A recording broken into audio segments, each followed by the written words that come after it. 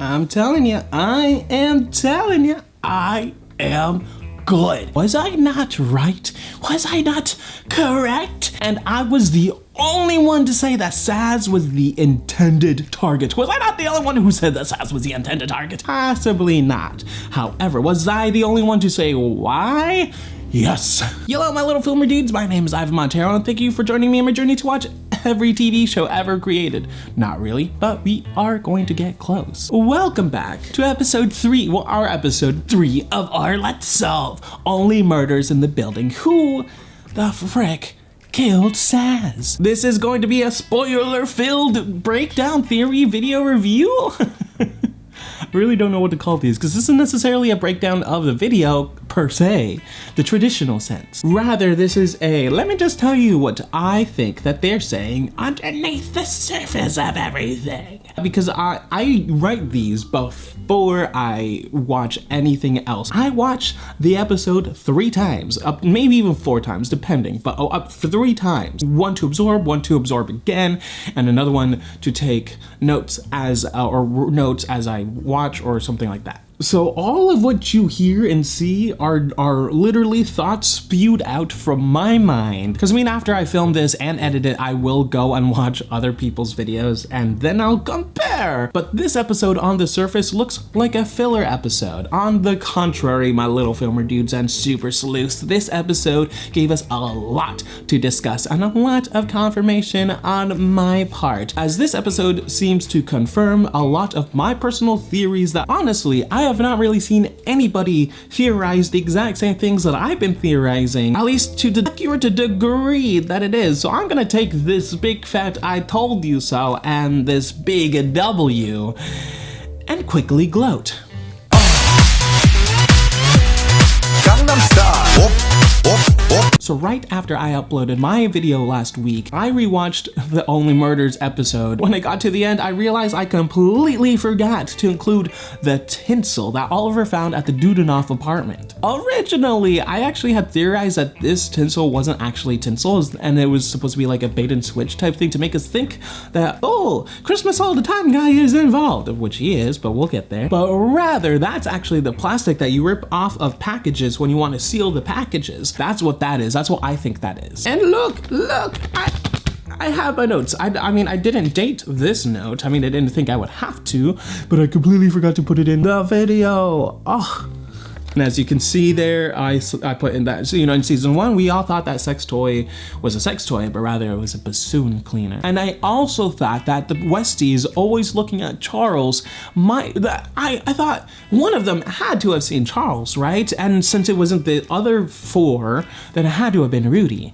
And I was also correct because Detective Williams says that Rudy heard the shot, but that wasn't discussed in this episode, now was it? Was not. I wanted to make a follow-up video and I thought I had more time, but turns out there's only 7 days in a week, so oh well. In review, here are some theories I got correctly that this episode confirmed. Number 1, Sazz was the intended target. At the end of this episode, the person at the other end of the ham radio line warns the trio to stop, otherwise they'll end up like Sazz, who was the other person who asked questions that got killed. I was right! Number 2, Sazz was investigating pig trafficking from Portugal. Now, technically, I'm not fully confirmed correct, but I mean, it's kind of heading in that direction. I was right! And seemingly somewhat, Christmas all the time guy, Rudy, is somehow involved. Was I correct all the way back in my trailer reaction that Rudy might be the killer? I was right? We also got to note that he and the other Westies are in a group photo with someone whose face is scratched out. Who is this person? Could this be a lady or a man? To me, it kind of looks like a lady. And why pigs? And is Rudy involved in some capacity? I'd probably not directly, but he might know something. And I think he does. So here's my thesis for my latest theory. It's just 1-sentence thesis. Sazz is a victim of circumstance. Wrong place, wrong time. Now that thesis is a tiny bit vague because wrong place, wrong time doesn't necessarily mean accidental. As we have discussed, Sazz is the original, the intended Target. So here's some clues in the recap. Like I said, whenever there's a recap, pay close attention because usually they give you everything that you need to focus on for that episode. So in the recap for this episode, we are reminded that Sazz in season 3 had mentioned to Charles that she's been hanging out on her ham radio, and it turns out that people preferred Charles to have died over Ben Glenroy. I think this was the catalyst of why she started investigating at the Arconia in the first place. She was bothered by some of the chatter that likely came from Alfonso Sazz, Daddy Sazz, seeing as he's not a fan of Charles. I just have to say, Sazz's death was set up all the way in season 3 and like this ham radio stuff, and I think that's incredible.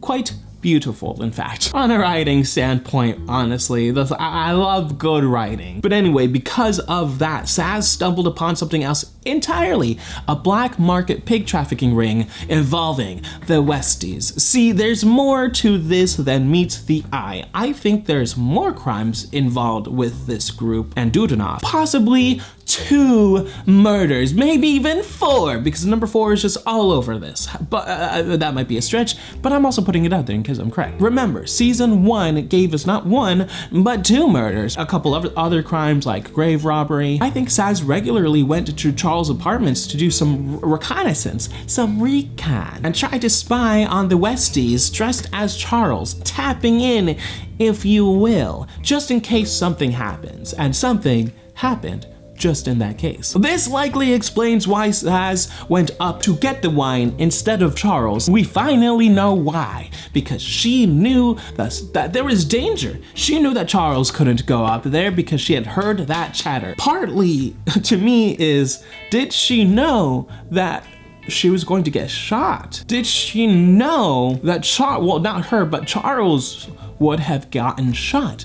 We don't know, but all we know, she was correct in her assumption that danger was around the corner or across the courtyard. So we have 2 options that we could go with. Option number 1, the Westies had no idea that they were staring at both Charles and Sazz. They just assumed they were looking at just Charles. They thought Charles was just doing the snooping, so Charles had to go. Doesn't fully make sense to me, honestly, but again, this seems more personal, more directed towards Sazz and not Charles to me. Doesn't necessarily scream Charles is the target. Option number 2, my theory. They knew it was Sazz the entire time and killed Sazz as Charles in order to cover up Sazz's involvement. You've heard me mention this before, but now it sort of starts to put together. They used the fact that Sazz looked like Charles to make it seem like they wanted Charles and not Sazz, because somehow they knew it was Sazz doing the snooping. I'm assuming with her ham radio, she would do a lot of talking back, and Sazz has a very iconic, recognizable voice. So they wanted Sazz and not Charles from the very beginning. This makes the most sense to me. Nothing about this says Charles must die. The aftermath is a little too sloppy for Charles to have been the intended target. We are sticking with the target. I might lose some people, but that's okay. So why Sazz then? Well, remember earlier when I said that this might be a double murder? I think the person on the other end of the ham radio wasn't referring to Sazz when they said that the person asking these questions got killed. I think they were referring to someone entirely different. I think that person could be the individual whose face is scratched out in Rudy's apartment, thus giving us another red herring. Though I don't think that could be the case this time, not completely at least. You know, there's something here, I just can't see it quite yet. But hear me out, what if Sazz had discovered that the group had accidentally or purposely killed the 6th member of the Oh Hell group? Perhaps, just perhapsly, this 6th member no longer wanted in and they wanted out, and the only way out was with their life. So the group is keeping this secret together like a sisterhood of traveling pants, or rather how to get away with murder type situation. But Sazz might have accidentally found out a little too much and they got a little too uncomfortable. Honestly, this might have led to the idea that there's another murderer in the Arconia, or rather another tenant that got killed in the Arconia before Tim Kono, possibly even predating Zoe's death. This might have been that sensitive information that Sazz wanted to tell Charles, but she was too late. But don't you find it odd that the threat/warning at the end of this episode is very similar to the threat/warning Oliver received back in season 1 when poor Winnie was poisoned? I don't think this is a coincidence, y'all. I think we are finally going to know who poisoned Winnie. This is gonna be a little wild, but like, listen, Dudenoff likely didn't like the fact that OMITB started a podcast about a murder that happens in the Arconia. After all, the Oh Hell group did get away with their own murder, so to have a podcast iconically titled Only Murders in the Building, it's gotta be jarring. Enough to send a threat to stop the podcast before it even has a chance to take off. Makes sense. Guys, I'm a genius. So who is Dudenoff? Just to see what would happen for the kicks and z giggles, I went on the online and I unscrambled Dudenoff with an unscrambler website. And you want to know what I found? Dudenoff spells 2 words, omitting an F, spells founded and fondued.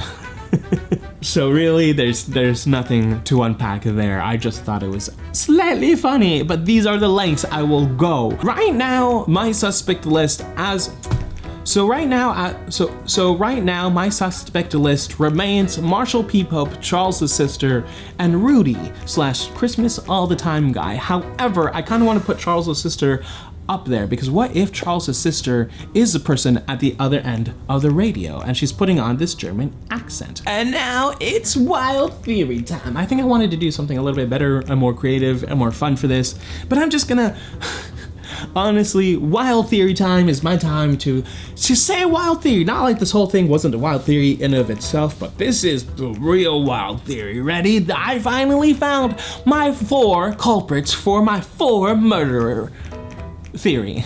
Ready? The 4 culprits are Jan Bellows, Detective Williams, Zach Galifianakis, and Eva Longoria. Thrice now, the word psychosexual has been used in this show. The first time this season, the first time it was used by Jan when describing her tactics of escape to Charles. Here's the thing. Jan seemed a little bit suspicious when she entered. I mean, like I said, I think that she was used as a means from the writers to say that there are more ways into that apartment than one. However, the second time was in the same episode 2 by Detective Williams to Charles and the trio when, again, talking about how Jan escaped using psychosexual tactics. The third time this word was used was in this episode 3 by Zach Galifianakis when describing the type of role that he wanted to his agent. A meaty, psychosexual, complex character. Why did he specifically use psychosexual? So why Eva? She didn't use the word psychosexual yet. Well, she did suggest using sexual manipulation when talking to Abel about how to get Rudy to spill the beans. It's literally nothing, but I do think that these things are things that the writers probably wanted us to pick up on and to make theories. So making theories, I did. Here we go, 4 murders, which would explain why Eva wants to go to Rudy and is comfortable doing all of these things and why Rudy doesn't have as big of a reaction as one would think. Again, now I'm accidentally convincing myself.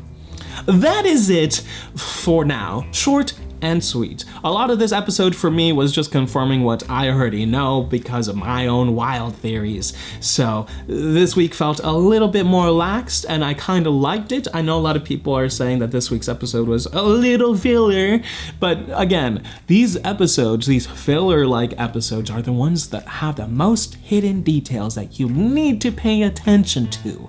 So pay attention to, I did, and this is where we're at. And we're honestly not gonna see all of these hidden details until the picture is fully painted. And I'm so excited. We're in episode 3, y'all. We have 7 more episodes, which means 7 more weeks.